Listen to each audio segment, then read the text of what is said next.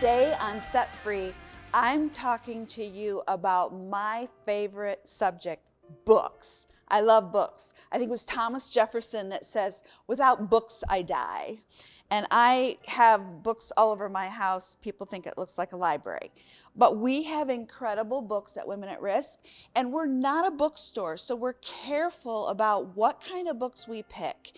And one of the ones that we're featuring is a set of books. They are fiction, and they're born out of the author's passion about the issue of human trafficking, and they're informed by her many years of living overseas. It's a Christian fiction series, and as a story of a young woman who embarks on an unexpected, danger-filled journey, and she stumbles upon dark discoveries that uncover a hidden past, and ultimately they lead to redemption, freedom, and lasting hope. And I really like books that have a happy ending. But this trilogy here, Stolen Future, Stolen Woman, and Stolen Child, are all those books, and they are good fiction books for you to try out if you're interested in something like that. In addition, we have other books too, and the story, The Slave Across the Street, is one of our best sellers, and this is written by a girl in Detroit who needed a ride home from school. We've all been there. And the ride gave her Coca-Cola with a drug in it and attacked and trafficked her for years. And so this is her personal story, and that's just a really good example of how this could happen in everyday life in middle America. She actually was the daughter of upper middle class family, and her grandfather was a judge. Who should be safer than that? So that's a really good read. And then there's another book. This is probably the most significant book I've read in a long time on the impact of trauma in the body, in the brain, and in the mind, and how we heal. It's called The Body Keeps the Score, and I'm on my third read. It is so full of interesting things, and it talks to you about the chemistry of trauma and what it does to the brain, and how long after you've forgotten and pushed those things aside, your body still remembers.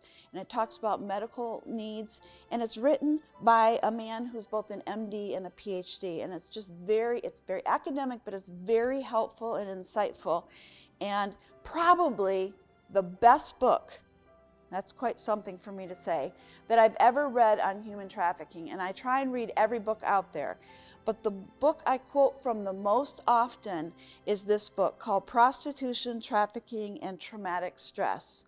And each chapter is a separate standalone entity with all these sources of where the information came from. And this is probably the single most complete book I've ever read on this, on the subject.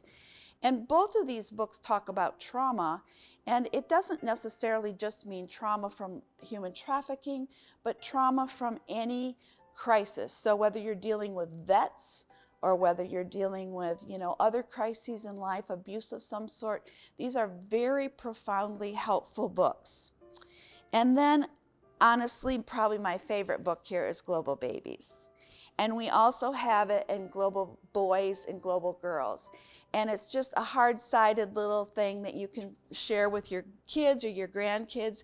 And what I love about these books is they're happy babies from all over the world. So you can talk to your children about the diversity and the beauty of children all over the world, and you can it identifies which country they're from. And it's not, children with flies buzzing around their face and making you sad. They're happy pictures. And so it's a great thing to share with those little people in your life.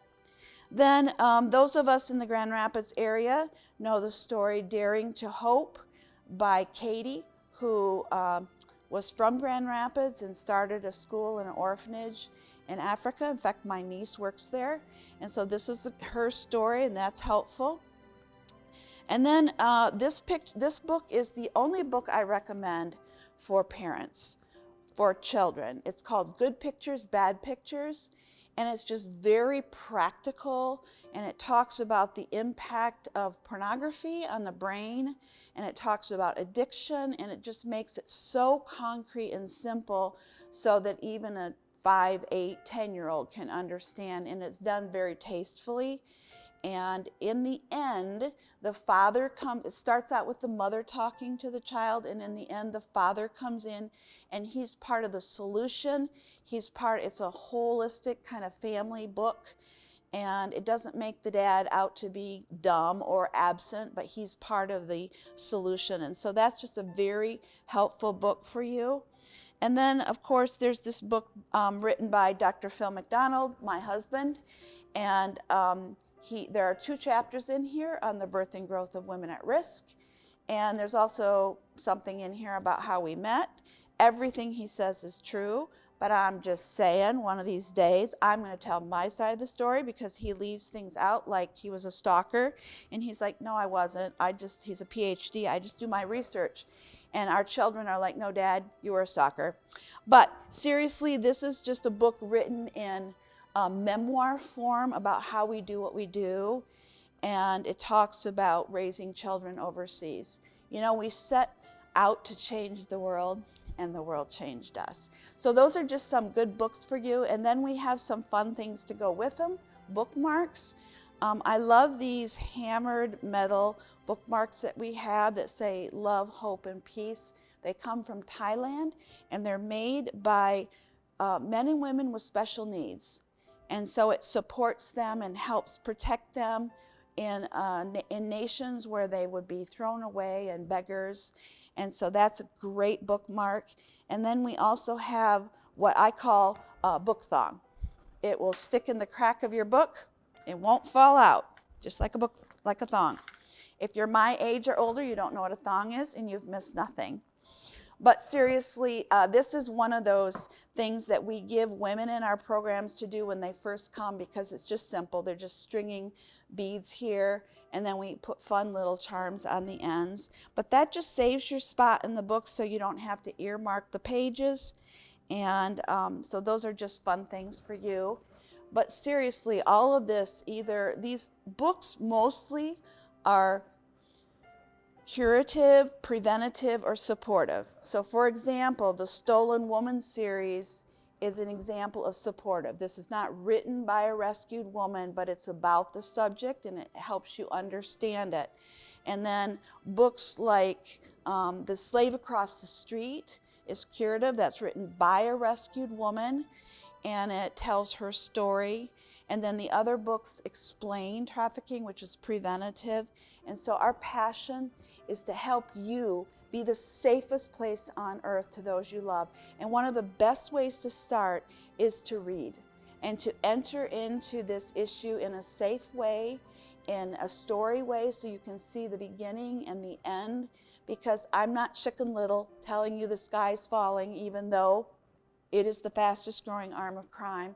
But I want you to know there's hope, there's healing. There's thousands of stories of men, women, and children who have put their lives back together and now walk victoriously. In fact, the woman that was hiding in my car the day COVID hit, who's now flourishing, will be here with us this weekend visiting. So thank you. From our house to yours, this means war.